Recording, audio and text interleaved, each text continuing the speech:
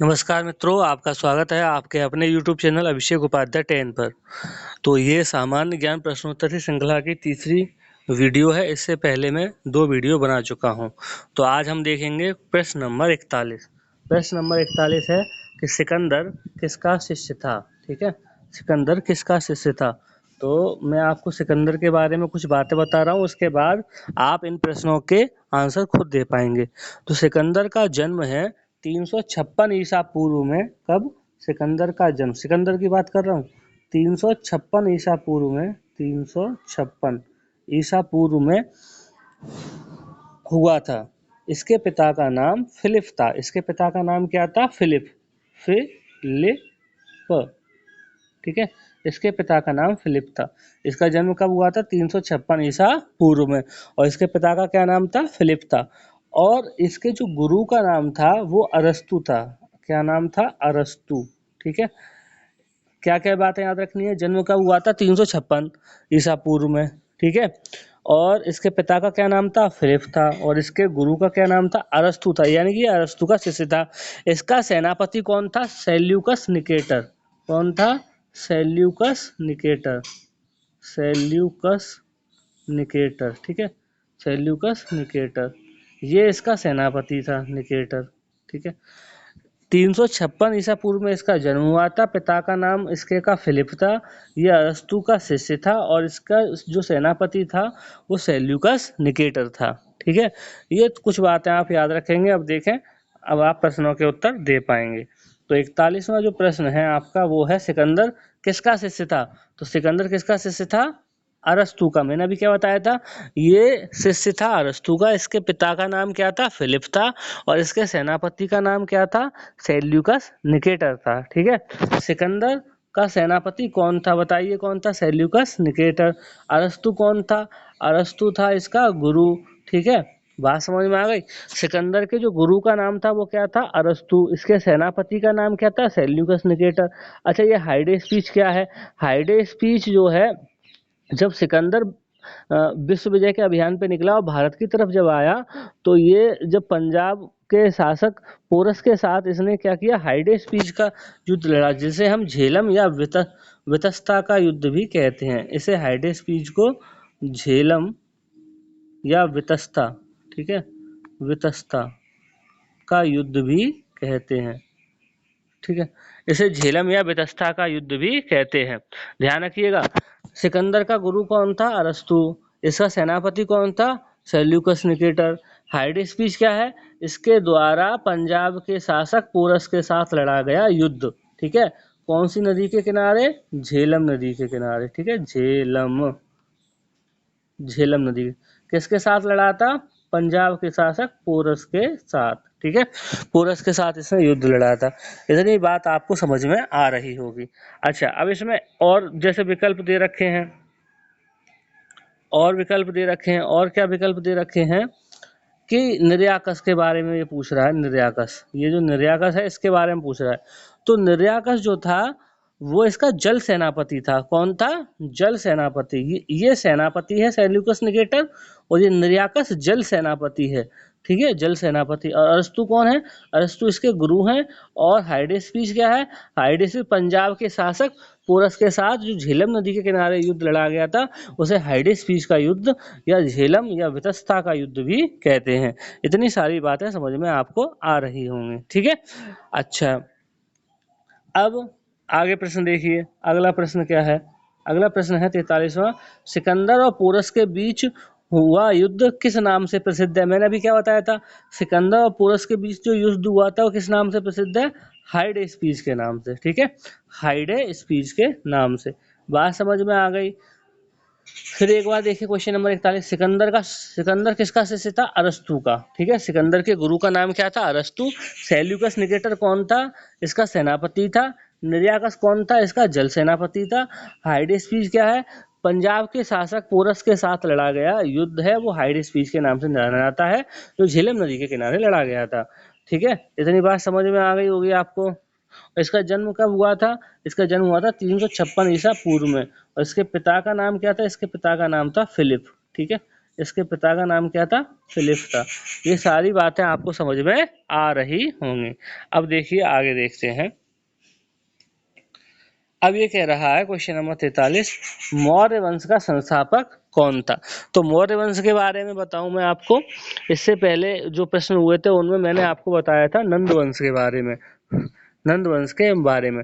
तो नंद वंश का जो संस्थापक था, नंद वंश, ठीक है, नंद वंश के बारे में, नंद वंश का संस्थापक था कौन था बताइए? पीछे हो चुका है, महापद्म नंद। कौन था? महापद्म नंद, ठीक है, महापद्म नंद। इसी का जो अंतिम शासक था घनानंद। कौन था? घनानंद। तो घनानंद, घनानंद। तो जो मौर्य वंश की स्थापना करी थी वो चंद्रगुप्त मौर्य ने करी थी। कैसे करी थी? मगध पे उस समय घनानंद का शासन था। घनानंद बहुत ही अत्याचारी शासक था। तो इन्होंने, चंद्रगुप्त मौर्य ने चाणक्य की मदद से, चाणक्य की हेल्प से, चाणक्य क्या थे? इसके गुरु भी थे। उनकी मदद से इन्होंने घनानंद को पराजित किया युद्ध में और मगध पर मौर्य वंश की स्थापना करी। ठीक है, बात समझ में आ गई होगी। तो मौर्य वंश का संस्थापक कौन था? मौर्य वंश का संस्थापक था चंद्रगुप्त मौर्य। कौन था? चंद्रगुप्त मौर्य। इसने किसको हराया था? घनानंद को। किसको? घनानंद को। घनानंद को हराया था इसने। ठीक है, किसने? चंद्रगुप्त मौर्य ने किसको हराया? घनानंद को। और घनानंद को हरा के मगध पर मौर्य वंश की स्थापना की। अच्छा, इसके गुरु कौन थे? चाणक्य थे। इसके गुरु कौन थे? चाणक्य थे। ठीक है, इसी के बाद में बताऊं, ये चंद्रगुप्त मौर्य के बाद जो उत्तराधिकारी हुआ वो बिंदुसार हुआ। ठीक है, और बिंदुसार के बाद इसका उत्तराधिकारी कौन हुआ? अशोक हुआ। ठीक है, अशोक महान, जो अशोक चक्र आप देखते हैं वो इसी का है। ठीक है, तो मौर्य वंश का संस्थापक कौन था? चंद्रगुप्त मौर्य। ठीक है, इसके गुरु का नाम क्या था? चाणक्य। ये इसके सहायक भी थे युद्ध में। ठीक है, और बिंदुसार चंद्रगुप्त मौर्य के बाद इसने मौर्य वंश पे आगे बढ़ाया इसने। और बिंदुसार के बाद आगे शासक कौन हुआ? सम्राट अशोक। ठीक है, ये सारी बातें हैं जो आपको धीमे धीमे समझ में आ जाएंगी। ठीक है, तो अब मैं आपको बता दूं चंद्रगुप्त मौर्य के बारे में थोड़ा सा और डिटेल बता देता हूं मैं। तो देखें, चंद्रगुप्त मौर्य के बारे में हम बात करते हैं। चंद्रगुप्त मौर्य जो था, इस ये मौर्य वंश का संस्थापक था। इसने क्या किया? चाणक्य की सहायता से। किसकी? चाणक्य की सहायता से। अच्छा, चाणक्य के और भी नाम है। क्या नाम है? इनको कौटिल्य भी कहते हैं। अब इनको क्या कहते हैं? कौटिल्य। कौटिल्य, इनको कौटिल्य भी कहते हैं। कौटिल्य, या इनका एक और नाम है विष्णुगुप्त। इनका विष्णुगुप्त। एग्जाम में पूछ भी लेता है कि बताइए कौटिल्य किन का नाम है, विष्णुगुप्त किन का नाम है? तो विष्णुगुप्त या कौटिल्य चाणक्य के ही नाम है। और इन्होंने चाणक्य की सहायता से घनानंद को हरा दिया और मगध पर मौर्य वंश की स्थापना कर दी। इन्होंने, चंद्रगुप्त मौर्य ने। ठीक है, किसकी सहायता से हराया? चाणक्य की सहायता से। अच्छा, चाणक्य की बात करूं तो इन्होंने, चाणक्य ने एक पुस्तक लिखी थी, अर्थशास्त्र। कौन सी लिखी थी? अर्थशास्त्र। ठीक है, एक पुस्तक लिखी है अर्थशास्त्र। अच्छा, प्रश्न ये भी आता है कि अर्थशास्त्र, जैसा इसका नाम है, क्या इसका संबंध अर्थशास्त्र से ही है क्या? नहीं, इसका संबंध है राजनीति से। किससे? राजनीति से इसका संबंध है। किसका? अर्थशास्त्र का। चाणक्य ने एक पुस्तक लिखी थी। कौन सी लिखी थी? अर्थशास्त्र। इस अर्थशास्त्र का संबंध किससे है? राजनीति से संबंध। इस पुस्तक का जो नाम है ना, अर्थशास्त्र, ये पुस्तक राजनीति से संबंधित है। ठीक है, और जो चंद्रगुप्त मौर्य हैं वो अपने जीवन के अंतिम समय में ये कर्नाटक चले गए और वहां पे श्रवण बेलगोला नामक, कौन सा? श्रवण बेलगोला। जो चंद्रगुप्त मौर्य हैं अब जीवन के अंतिम समय में कहाँ चले गए? कर्नाटक। और यहाँ पे श्रवण बेलगोला है, श्रवण बेलगोला। ठीक है, एक स्थान है, वहां पे इन्होंने अपना अंतिम समय बिताया। कर्नाटक के श्रवण बेलगोला में। तो ये भी पूछा जाता है कि चंद्रगुप्त मौर्य जीवन के अंतिम समय में कहाँ चले गए? तो कर्नाटक के श्रवण बेलगोला में चले गए। ठीक है, ये प्रश्न भी इनके में आ जाता है। बात समझ में आ रही होगी। ठीक है, और इनके दरबार में जो सेल्यूकस निकेटर, जो ग्रीस का शासक था, सेल्यूकस निकेटर के बारे में मैंने आपको बताया था पीछे। सेल्यूकस निकेटर तो इसका राजदूत रहता था, राजदूत कौन था? मेगास्थनीज। ठीक है, मेगास्थनीज, मेगास्थनीज। ठीक है, सेल्यूकस निकेटर का राजदूत था मेगास्थनीज। ये इसके दरबार में रहता था। किसके दरबार में? चंद्रगुप्त मौर्य के दरबार में। फिर सुनिएगा, मौर्य वंश की स्थापना किसने की? चंद्रगुप्त मौर्य ने। ये जीवन के अपने अंतिम समय में कहाँ चले गए? कर्नाटक के सबड़बेलगोरा में। और इनके दरबार में ग्रीस शासक जो था सेल्यूकस निकेटर, उसका राजदूत रहता था मेगास्थनीज। और इसी ने मेगास्थनीज ने इंडिका नामक पुस्तक की रचना की। किसने? मेगास्थनीज ने इंडिका नामक पुस्तक की रचना की। ठीक है, इतनी बात समझ में आ गई होगी। अच्छा, अब मैं बताऊं चाणक्य के और नाम क्या थे? विष्णुगुप्त या कौटिल्य। इन्होंने कौन सी पुस्तक लिखी? अर्थशास्त्र। और इसका संबंध किससे है? अर्थशास्त्र का, अर्थशास्त्र का संबंध है राजनीति से। चलिए अब प्रश्न करते हैं, अब आप आसानी से प्रश्नों के उत्तर दे पाएंगे। देखें प्रश्न, तो प्रश्न है आपका 44वां कि मौर्य वंश का संस्थापक कौन था? चंद्रगुप्त मौर्य। अब बिंदुसार की बात करूं तो चंद्रगुप्त मौर्य के बाद अगले शासक, फिर इनके बाद अशोक और चाणक्य कौन थे? इनके गुरु थे जिन्होंने अर्थशास्त्र पुस्तक लिखी। अच्छा, कौटिल्य या विष्णुगुप्त किसके उपनाम थे? मैंने अभी बताया था। कौटिल्य या विष्णुगुप्त किन्हें कहते हैं? चाणक्य को कहते हैं। किन्हें कहते हैं? चाणक्य को कहते हैं। चंद्रगुप्त मौर्य कौन थे? मौर्य वंश के संस्थापक। अच्छा, ये बिंदुसार है, इसी का नाम अमित्रघात था। बिंदुसार का क्या नाम था? एक और अमित्रघात पूछ लेता है। अमित्रघात किसका नाम था? अमित्रघात का मतलब होता है कि जो मित्र नहीं, यानी कि जो शत्रु है उसका घात करने वाला, उसका संहार करने वाला, यानी कि जो इसके दुश्मन थे उनका ये संहार कर देता था। कौन? बिंदुसार। ठीक है, अब अगला प्रश्न क्या है कि अर्थशास्त्र के लेखक कौन है? मैंने अभी आपको क्या बताया था, अर्थशास्त्र के लेखक कौन है? कौटिल्य। कौटिल्य कह दीजिए, विष्णुगुप्त कह दीजिए, या चाणक्य कह दीजिए, तीनों एक ही बातें हैं। तीनों में से कोई एक आएगा तो आप क्या लगाएंगे? अर्थशास्त्र के लेखक कौन है? कौटिल्य है। अगर ये पूछ ले अर्थशास्त्र का संबंध किससे है, तो आप क्या बताएंगे? राजनीति से। किससे? राजनीति से इसका संबंध है। ठीक है, कि जैसे इसका नाम है अर्थशास्त्र, तो आप अर्थशास्त्र से संबंध नहीं है, इसका संबंध है राजनीति से। चलिए अगले प्रश्न देखते हैं अब हम। ये पूछ रहा है चंद्रगुप्त मौर्य ने अपना अंतिम समय कहाँ बिताया? तो मैंने अभी क्या बताया था? चंद्रगुप्त मौर्य ने अपना अंतिम समय कहाँ बिताया था? श्रवणबेल गोला में। कहाँ? कर्नाटक के श्रवणबेल गोला में। कर्नाटक के श्रवणबेल गोला में, याद रखिएगा इसको। चंद्रगुप्त मौर्य ने अपने जीवन का अंतिम समय कर्नाटक के श्रवणबेल गोला में बिताया। अब अगला प्रश्न क्या आ रहा है कि अमित्रघात के नाम से कौन प्रसिद्ध था? अमित्रघात के नाम से अभी क्या बताया था मैंने? अमित्रघात किसको कहा जाता था? बिंदुसार को। किसको? बिंदुसार को अमित्रघात के नाम से जाना जाता है। किसको? बिंदुसार को। ध्यान रखिएगा, बिंदुसार को अमित्रघात के नाम से जाना जाता है। ठीक है, अच्छा यहाँ जो अशोक दे रखे हैं, इनका जो नाम था वो देवा नाम प्रियदर्शी, प्रियदर्शी था। अशोक का एक और नाम था देवा नाम प्रियदर्शी। ये किसका नाम था? अशोक का। और बिंदुसार का नाम क्या था? अमित्रघात। और चाणक्य का नाम क्या था? चाणक्य का बताइए। चाणक्य का नाम क्या था? कौटिल्य या विष्णुगुप्त। तो ये इनके उपनाम भी एग्जाम में आ जाते हैं, ये भी हमें ध्यान रखने हैं। ठीक है, बिंदुसार का नाम अमित्रघात और अशोक का नाम क्या था? देवानाम प्रियदर्शी। अगला प्रश्न भी है कि देवानाम प्रियदर्शी के नाम से कौन है प्रसिद्ध है? कौन प्रसिद्ध है बताइए देवानाम प्रियदर्शी के नाम से? तो देवानाम प्रियदर्शी के नाम से प्रसिद्ध हैं सम्राट अशोक। ठीक है, बिंदुसार किसके नाम से प्रसिद्ध था? अमित्रघात के नाम से। चंद्रगुप्त मौर्य कौन था? मौर्य वंश का संस्थापक था। मौर्य वंश का संस्थापक। इसमें एक नाम और दे रखा है कनिष्क। कनिष्क किस वंश से संबंधित है? कनिष्क है कुषाण वंश से संबंधित। ठीक है, कनिष्क कुषाण वंश से संबंधित है। अब यहाँ पे आ गया कि अशोक ने कलिंग पर कब आक्रमण किया। तो चलिए कलिंग युद्ध के बारे में मैं आपको थोड़ा सा बता देता हूँ। कलिंग युद्ध के बारे में, अब कलिंग युद्ध के बारे में बता रहा हूँ मैं, ध्यान से सुनिएगा।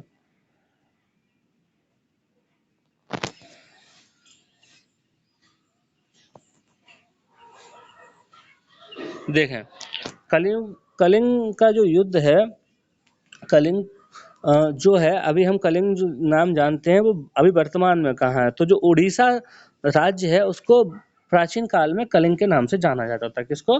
उड़ीसा को। ठीक है, ध्यान रखिएगा, उड़ीसा राज्य जो था वो कलिंग के नाम से जाना जाता था। अब इस पे आक्रमण करने का कारण क्यों था? क्योंकि ये समुद्र से सटा हुआ इलाका है, तो विदेशी व्यापार में इसकी बड़ी महत्ता थी, तो इस पे कलिंग पे जिसका शासन होता था वो उस पे अपना नियंत्रण रखता था। ठीक है, अब क्या हुआ कि जब कलिंग का युद्ध हुआ, तो कलिंग का युद्ध जो था अशोक ने किया क्यों? अशोक ने किया क्यों? क्योंकि इनके जो दादाजी थे उन्होंने वहां पे युद्ध किया और वो वहां से जीत नहीं पाए, तो उसके लिए इन्होंने भी वहां पे युद्ध किया।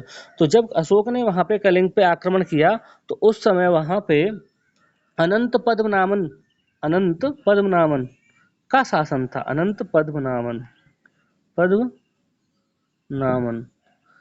इसका शासन था वहां पे, अनंत पद्मनाभन का। अच्छा, अब इन्होंने आक्रमण कब किया? इन्होंने आक्रमण किया था 261 ईसा पूर्व में। ठीक है, 261 ईसा पूर्व में। तो आपको वैसे इसका उत्तर पता ही लग गया होगा, 261 बीसी। ठीक है, 261 बीसी में। तो जब इन्होंने वहां पे आक्रमण किया, तो जो अनंत पद्मनाभन की सेना थी वो अशोक की सेना के सामने काफी छोटी सेना थी, लेकिन फिर भी इसने अनंत पद्मनाभन ने अशोक के सामने झुकना स्वीकार नहीं किया। इन्होंने युद्ध चुना। ठीक है, युद्ध चुना। तो इस युद्ध में जो अनंत पद्मनाभन थे यानी कलिंग कहें, कलिंग के लगभग 1.5 लाख सैनिक मारे गए। 1.5 लाख। ठीक है, 1.5 लाख सैनिक मारे गए और 1 लाख सैनिक मौर्य की तरफ से मारे गए, यानी कि अशोक की तरफ से मारे गए 1 लाख। तो लगभग 2.5 लाख सैनिक मारे गए यहाँ में। तो अशोक ने जब ये देखा कि पूरा का पूरा मैदान रक्त से भरा पड़ा है, रक्त से भरा पड़ा है, इधर उधर लाशें पड़ी हैं, किसी के सिर कटे हैं, किसी का कोई अंग कटा हुआ है, कोई अर्धनग्न अवस्था में, तो ये सारी चीजें देख के इसका मन द्रवित हो गया। अशोक का मन द्रवित हो गया। उन्होंने देखा कि इस युद्ध का क्या फायदा कि जब इतने लोग मारे जा रहे हैं, मैं ऐसी संपत्ति का क्या करूंगा। तो इन्होंने क्या किया, अपनी जो युद्ध नीति थी, इससे पहले ये काफी आक्रामक राजा माने जाते थे युद्ध के लिए। ठीक है, तो इनकी जो युद्ध नीति थी इन्होंने इसको त्याग दिया और इन्होंने बौद्ध धर्म स्वीकार कर लिया और धम्म नीति को भी इन्होंने अपना लिया, बौद्ध धर्म स्वीकार कर लिया। और अपने पुत्र महेंद्र, इनके पुत्र थे महेंद्र और पुत्री थी संघमित्रा, इन दोनों को श्रीलंका में बौद्ध धर्म के प्रचार के लिए भेज दिया। महेंद्र को और संघमित्रा को। ठीक है, दोनों को श्रीलंका में भेजा, किसके प्रचार के लिए? बौद्ध धर्म के प्रचार के लिए। तो ये जो कलिंग का युद्ध है अशोक के जीवन में बहुत बड़ा परिवर्तन लेके आया कि ये जो एक आक्रामक राजा था वो एक शांति प्रिय राजा में बदल गया। ठीक है, और इसने आक्रमण कब किया? 261 ईसा पूर्व में। अच्छा, इसने बौद्ध धर्म की दीक्षा किससे ली? अगला प्रश्न भी है। तो इसने बौद्ध धर्म की दीक्षा ली उपगुप्त से। किससे? उपगुप्त एक बौद्ध भिक्षु थे, उससे इसने बौद्ध धर्म की दीक्षा ली। किससे? उपगुप्त से। ठीक है, ये बात समझ में आपको आ रही होगी। इसने क्या क्या किया? 261 बीसी में कलिंग पर आक्रमण किया, वहां से इसका हृदय परिवर्तन होता है और ये बौद्ध धर्म को स्वीकार कर लेता है, युद्ध नीति को त्याग देता है और अपने पुत्र महेंद्र और पुत्री संघमित्रा को श्रीलंका में बौद्ध धर्म के प्रचार के लिए भेजता है। और इसने जो दीक्षा ली थी बौद्ध धर्म की वो किससे ली थी? उपगुप्त नामक बौद्ध भिक्षु से। ठीक है, तो अब इसमें अगला प्रश्न भी है कि अशोक ने किससे बौद्ध धर्म की दीक्षा ली? तो इसका आंसर क्या होगा? उपगुप्त होगा। ठीक है, विकल्प देखेंगे अभी आप, तो विकल्प में भी आपको ये मिल जाएगा। ठीक है, तो चलिए देखें, विकल्प देख लेते हैं अब हम इसके। विकल्प में है उपगुप्त। ठीक है, तो इसका आंसर सही क्या होगा? उपगुप्त। अशोक के अभिलेख सबसे पहले किसने पढ़े? ठीक है, अशोक ने बहुत सारे शिलालेख अभिलेख बनवाए। ठीक है, तो इसके जो सबसे पहले जो अभिलेख पढ़े, इनके बारे में अगर हम बात करें, बहुत सारे अभिलेख थे इसके, बहुत सारे शिलालेख थे। ये बनवाते क्यों थे? ये बनवाते थे इसलिए कि जिससे कि इनका जो इन्होंने जो कार्य किए हैं वो जनता के बारे में, जनता के बीच में इनका प्रचार प्रसार होता रहे। ठीक है, तो अगर हम बात करेंगे कि अशोक के जो अभिलेख हैं उनको पढ़ने में सबसे पहले सफलता 1750। पहले तो खोज किसने करी? पहली बात, चलो मैं खोज बता देता हूँ। खोज करी थी इसकी पादरेती फेंतेलन ने। पादरेती फेंतेलन ने इन्होंने खोज करी थी। कब करी थी? 1750 में। ध्यान रखिएगा, पादरेती फेंतेलन ने करी थी 1750 में। और जो पढ़ने में सफलता मिली वो जेम्स प्रिंसेप को मिली थी। किसको? जेम्स प्रिंसेप को। कब? 1837 में। 1837 में मिली थी। तो अशोक के शिलालेख सबसे पहले खोजे किसने थे? पादरेटी फेंथेलर ने 1750 में, और पढ़ने में सफलता किसे मिली? जेम्स प्रिंसेप को 1837 में। और जो कलिंग युद्ध है इसके बारे में आज मैं अभी वर्णन कर रहा था, इसका जो वर्णन है वो किस शिलालेख में मिलता है? इसके 13वें शिलालेख में मिलता है। कौन से? 13वें शिलालेख में। 13वां जो शिलालेख है उसमें इसका वर्णन मिलता है। तो अब अगला प्रश्न भी है, देखें अगला प्रश्न क्या है कि कलिंग युद्ध का वर्णन अशोक के किस अभिलेख में मिलता है? तो 13वें शिलालेख में इसका वर्णन मिलता है। अब अगला प्रश्न है, मेगास्थनीज किसके शासन काल में आया था? तो बताइए। चंद्रगुप्त मौर्य जब मैं समझा रहा था तब मैंने बताया था कि मेगास्थनीज कौन है? सेल्यूकस निकेटर का राजदूत था जो चंद्रगुप्त मौर्य के दरबार में रहा था और इसने इंडिका नामक पुस्तक की रचना की। तो मेगास्थनीज किसके शासन काल के दौरान भारत आया? चंद्रगुप्त मौर्य के शासन काल के दौरान भारत आया। और इसने कौन सी पुस्तक लिखी? इंडिका नामक पुस्तक लिखी।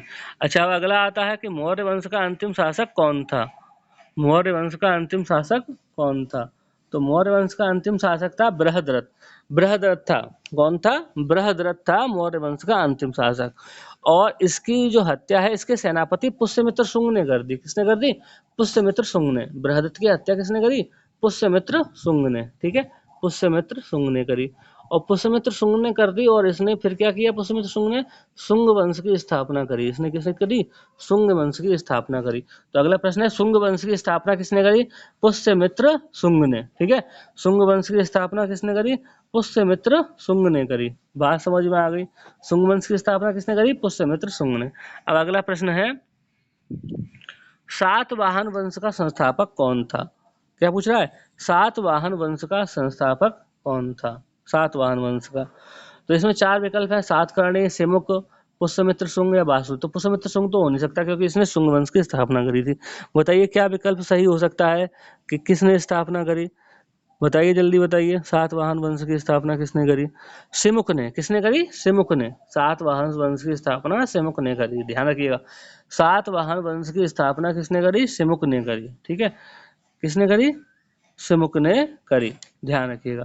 अब अगला प्रश्न आता है 58वां प्रश्न कि शकों का सबसे प्रतापी शासक कौन था? शकों का सबसे प्रतापी शासक कौन था? तो अगर मैं बात करूं, शकों का सबसे प्रतापी शासक था रुद्रदामन प्रथम। रुद्रदामन प्रथम था। रुद्रदामन प्रथम था। ये संस्कृत का बहुत बड़ा प्रेमी था। ठीक है, और इसने गिरनार अभिलेख, कौन सा अभिलेख? गिरनार अभिलेख। गिरनार अभिलेख, गिरनार अभिलेख, ये भी इसी ने बनवाया था, गिरनार अभिलेख। ठीक है, अब अगली बात आती है, कुषाण वंश का संस्थापक कौन था? तो कुषाण वंश पे आते हैं, चलिए।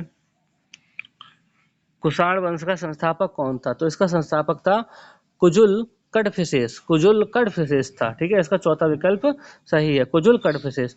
रुद्रदामन कौन था? शकों का सबसे प्रतापी शासक था। ठीक है, चरक किसके राज्यवेद थे? तो चरक कनिष्क के राज्यवेद थे। किसके? कनिष्क के। अब इसमें कुछ नाम और दे रखे हैं, अश्वघोष, नागार्जुन, वसुमित्र। ये भी इसी के शासनकाल से संबंधित थे। किसके शासनकाल से? चरक के शासनकाल से। ध्यान रखिएगा, पूछ लेता है कि नागार्जुन किसके शासनकाल से संबंधित थे? चरक के। सॉरी, मैं गलत बोल गया थोड़ा सा, कि चरक किसके राज्यवेद थे? कनिष्क के राज्यवेद थे। जो अश्वघोष, वसुमित्र और नागार्जुन है वो कनिष्क के शासनकाल से ही संबंधित हैं। चरक किसके राज्यवेद थे? चरक राज्यवेद थे कनिष्क के। ठीक है, और कनिष्क के शासन काल से ही नागार्जुन, अश्वघोष और वसुमित्र संबंधित है। तो यानी कि कनिष्क के दरबार में कौन कौन था? एक तो चरक थे कनिष्क के दरबार में, एक अश्वघोष थे, एक वसुमित्र थे और एक नागार्जुन थे। ठीक है, तो आज के लिए इतना ही। अब मिलेंगे अगली वीडियो में। तो यहाँ तक 60 प्रश्न हो गए हैं हमारे। 61 प्रश्न या इसके बाद के प्रश्न अगली वीडियो में हम करेंगे। आज के लिए इतना ही। बहुत बहुत धन्यवाद। अगर ये वीडियो पसंद आई हो तो इसे लाइक करें, शेयर करें और चैनल को सब्सक्राइब करना ना भूलें।